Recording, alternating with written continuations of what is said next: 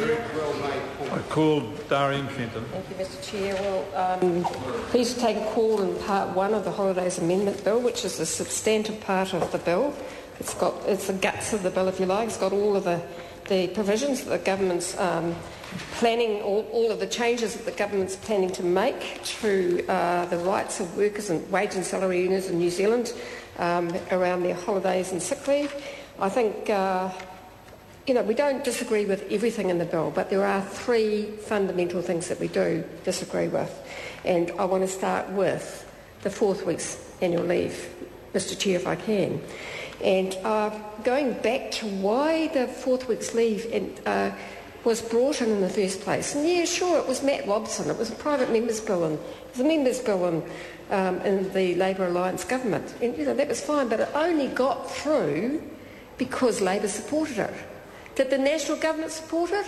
Did your government support it, Tau Henry? Did the ACT Party support it? So it's a bit rich now to be, making speeches about the fact that it was a bill from. Well, it is a bit rich. It would never have got through this Parliament if Labour hadn't supported it. And in fact, it was Labour policy. So the fact.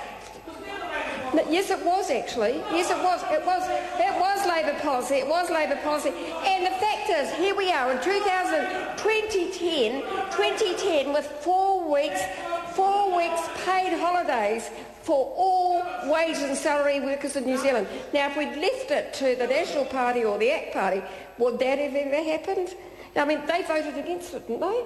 They said, as I remember, it was John Key said it was a bribe. He said this is a bribe. All it was about, really, was recognising that if we're serious about trying to keep wage and salary earners in New Zealand and making life attractive for them and their jobs here, one of the things that we could do at the time was actually catch up with Australia on providing decent annual leave. Because Australia, after all, has had annual leave, public annual leave holidays, 4 weeks since 1974. Now, it was around about that time that actually New Zealand workers got 3 weeks. And I also remember very much during the 1990s with Max Bradford, who actually wanted to get rid of all of the leave, all of the annual leave. He wanted to put it all up for grabs and sell it off. So, it's a bit rich for National to be getting all precious about the fact that workers have choice around this. The only reason they have choice, which isn't true anyway, but the only reason we're even debating the fact that there's a 4th week's leave which could be cashed up is the fact that Labour, supported by Alliance, a Labour Alliance government, brought in 4 weeks annual leave. And I suppose, Mr Chair, I've got to say I'm quite relieved that at least we're not saying let's go back to 3 weeks, although that will be the effect of this provision in Part 1. That will be the effect of it. Yeah, it will be the effect of it. And it's one of those policies from National, that's kind of up for sale, but it kind of hung over from the 2005 election. And it's one of those things, one of those policy, one of those manifesto promises that they made about, for no particular reason, because I'm not aware of any demand to sell the 4th week's annual leave from workers.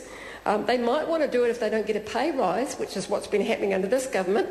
They're not getting a pay rise, so, I can understand why they might say, oh, well, I haven't had a pay rise all year, so that's looking pretty attractive. Cost of living's going up, GST's gone up, so I can understand that.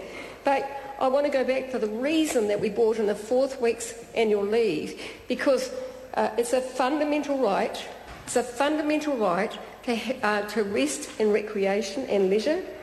It's a fundamental right to having paid holidays, and New Zealand was lagging behind. And what this provision in Part 1 will do is ensure that New Zealand starts to drift down to the bottom of the scale in terms of paid annual leave again. Because the reality is, those members over there can talk about choice all they like. The reality is that this provision is going to undermine 4 weeks annual leave. It's going to be something that's going to be devalued. It's going to be devalued because it's cashable. It's up for sale. It's up for sale. And we know that many workers are not going to have a lot of choice about this. They're not going to have a lot, this party likes to talk about choice. No, shake your head, David Bennett. I know you don't want to listen to this, but it's true. But, the thing is about this, Mr. I call the Honourable Tau Henare.